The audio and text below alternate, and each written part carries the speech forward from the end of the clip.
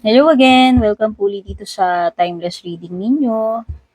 Yan. Thank you so much for dropping by para manood ng reading ko bago man po kayo dito or matagal na. Ako nga pala si Tin. Yan.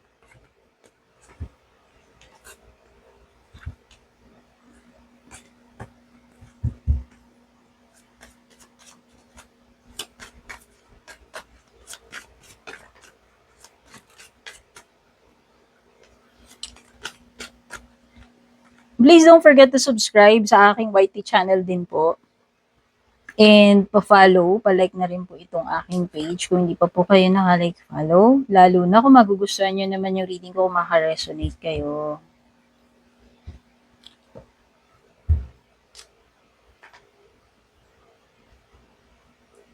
Emperor Reversed. Ito yung parang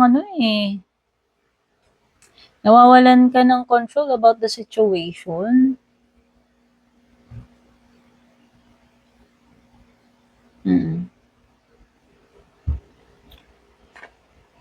Or pwedeng pwedeng ayaw na akuin yung responsibility. Ayaw akuin or takot sa responsibility, alam mo yun. Oo. And dahil baligtad yung emperor mo, pwedeng mahirapan ka about dito sa gagawin mo or about dito sa situation na kakaharapin mo. O baka kasi hindi mo ma-handle ng maayos yan kasi baliktad si emperor. Okay? Minsan, yung emperor is like a father figure or literal na head ng family or tatay, padre de pamilya, father figure. And dahil baliktad yung emperor, it could be na pwedeng kawalan ng alam mo yun, kawalan ng father figure sa isang family. Or pwedeng pagiging absent father.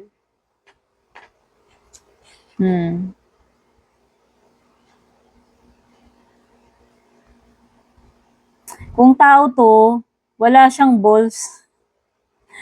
Kung sino man yan, wala siyang balls.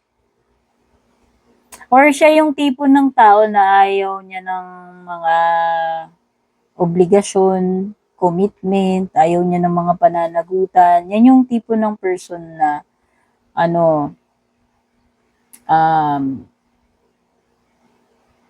hindi mo siya ayaw niya mag-commit kasi nga ayaw niya ng mga ganun yung mga obligasyon, etc. Paano ko ba sasabihin? Anong term ba yung ganun? Di ba may mga ganong klaseng tao na gusto nila ng connection pero parang ayaw naman nila ng alam mo yun, ayaw nila ng commitment. 'Di ba? So yan, kaya kung person yan kadil mo, limbawa sa romantic side mo, mag-isip ka ng mabuti kasi alam mo yan yung mga tipo ng especially kung lalaki yan pero kahit na anong gender, especially kung lalaki yan. Yan yung mga tipo na ayaw nila ng pananagutan, kaya ingat ka dyan, dear, lalo na kung girl lalo ka. Kasi nga gusto niya may connection, pero ayaw naman niya na mag-commit, diba? Parang yun, shady. Kung ako tatanungin. Okay. So, mahirap yan. Yun yung mga tipo na hindi seryoso. Alam mo yun?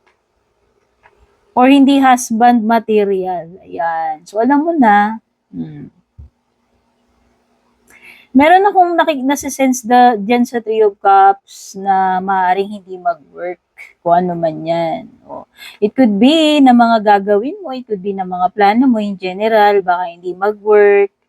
Ngayon, pwede rin naman na meron kang mga hindi maka-jive, maka-vibe dyan, no? Kasi baliktad yung Three of Cups, eh. Pwede meron kang hindi makasundo, alam mo yun. Or hindi ka nila feel makasama, and vice versa, hindi mo rin sila feel makasama. Kung partnership yan, connection, pwedeng hindi mag-work itong connection na to. Kasi nga, yung isa parang gusto niya pagiging detached. Alam mo yun, walang assurance ba? Judgment card reversed. Judgment card is minsan ini-ignore yung mga bagay na supposed to be dapat bigyang pansin. So sabihin na natin, pwedeng may mga red flags pero parang instead na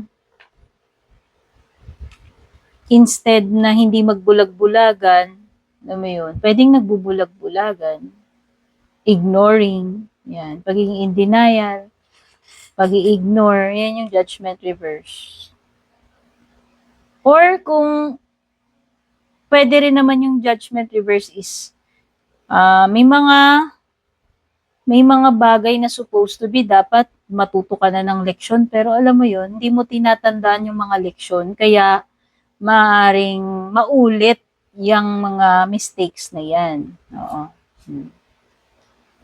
Kung person yan, pwedeng hindi pa enlightened yan, no? Hindi pa siya nagigising sa katotohanan, no?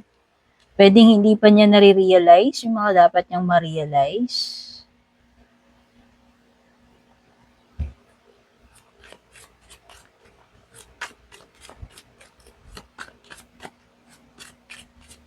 Para sa mga nag-aabang nga pala ng yung about sa application ninyo, kung nag-apply man kayo, trabaho man yan or kung pwedeng wala pa ring tawag ha. Wala pa ring confirmation, wala pa ring magandang balita or wala pang tawag.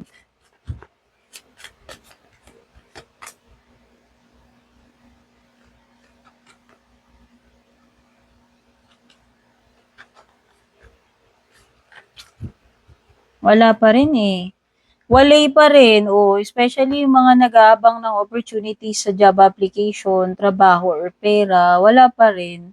Wala pa akong nakikitang big break or big opportunity na paparating anytime soon.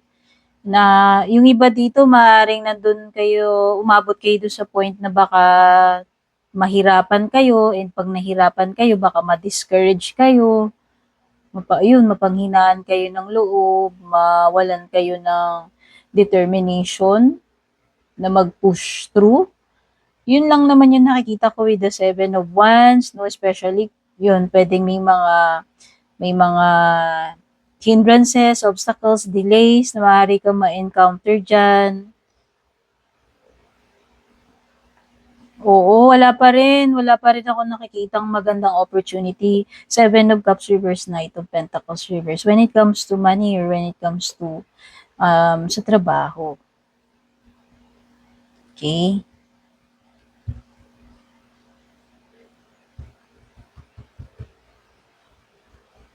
Death card, this is ending. Ending and no beginning, dear. Kasi ending and no beginning yan si Death card. Tapos lumitaw yung Ace of Wands at the bottom. Okay? Possible na may mag-end dito. In general, or pwede rin naman itong doon sa connection mo, ka-connect mo or love life mo. Pero nakikita ko merong bagong darating eh. Oo. May pagle-let go, may ending, may release. Pero meron ding new beginning na paparating. By the way, merong Capricorn, pwede ring Scorpio, and Aries.